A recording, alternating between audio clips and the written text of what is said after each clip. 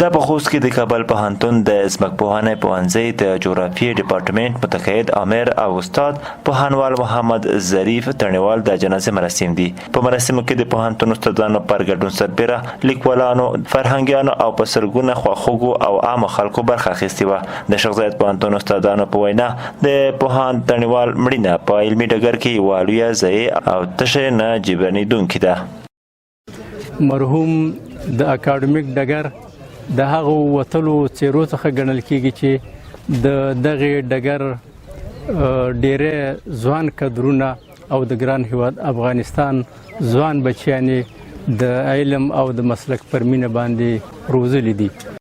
د استادانو په وینا محمد ظریف تڼیوال یو له هغو محدودو لیکوالانو څخه و چې په زیاته اندازه علمي آثار چاپ شوي دي او پوهنتونونو کې ترې ګټه پورته شوې ده. مرحوم پوهاند ظریف تڼیوال د کابل پوهنتون د ځمکې پېژندنې د پوهنځي متقاعد استاد و. دی د افغانستان د لوړو زده کړو وزارت یو ځلانده ستوری او هغه استاد و چې د ده تشبه تر ډېره موږ محسوسه کړو. دی په دې ډګر کې تر ډېره بریده کلونه زحمت ایستلی دی او په زرګونو محصلین یې په دې برخه کې روزلي دي. د په خپل بحث کې په لسګونو علمي آثار لیکلي دي چې دا نوي نسل ته به پاتې کېږي او په مختلفو پوهنتونونو کې به تدریس کېږي.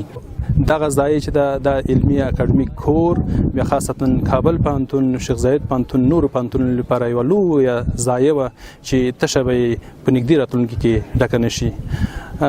ارواښاد پوهاند محمد ظریف تڼیوال چې د لوړې زده کړې په خارج کې ترسره کړې وې، د جغرافیې په برخه کې زده کړې کړې وې. البته د جغرافیې په برخه کې د هیواد مختلفو ولایتونو کې د آثار لیکلي دي، تحقیقات یې کړي دي، سروې کړي دي.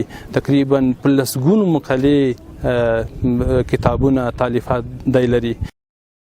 الحاج پوهاند استاد محمد ظریف تڼیوال په 1921 لمریز کال کې د خوست ولایت د تڼۍ ولسوالۍ اړوند د بندخیلو د ډبر په کلي کې نړۍ ته سترګې وغړولې.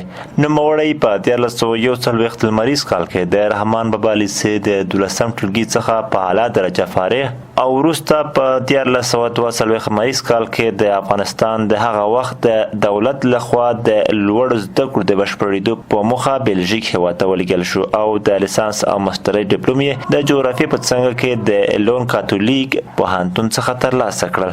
د ماسترۍ ډیپلوم د بشپړېدو په وخت کې د جرمني د کولن ښار پوهنتون کې د پروفیسور ډاکټر یوکاس په لارښوونه په څو میاشتو کې سټاژ په بریالۍ توګه بشپړ کړ. همداراز نوموړي د هالند نیدرلند د نهاګن پوهنتون څخه د پروفیسور ډاکټر ګولانتوب په لارښوونه د فزیکي جغرافیې په مضمون کې څو میاشتې کورس هم بشپړ کړ. نوموړي په پښتو، دري، فرانسوي او انګریزي ژبو بشپړ تسلط درلودو. همداراز ارواښاد تڼیوال تر 500 کتابونه او په سلګونه مقالې، رسالې او نور آثار چاپ کړي چې په دې سره په ټول افغانستان کې له هغې علمي څېرې او لیکوالانو شمیرل کېږي چې زیات آثار چاپ شوي دي.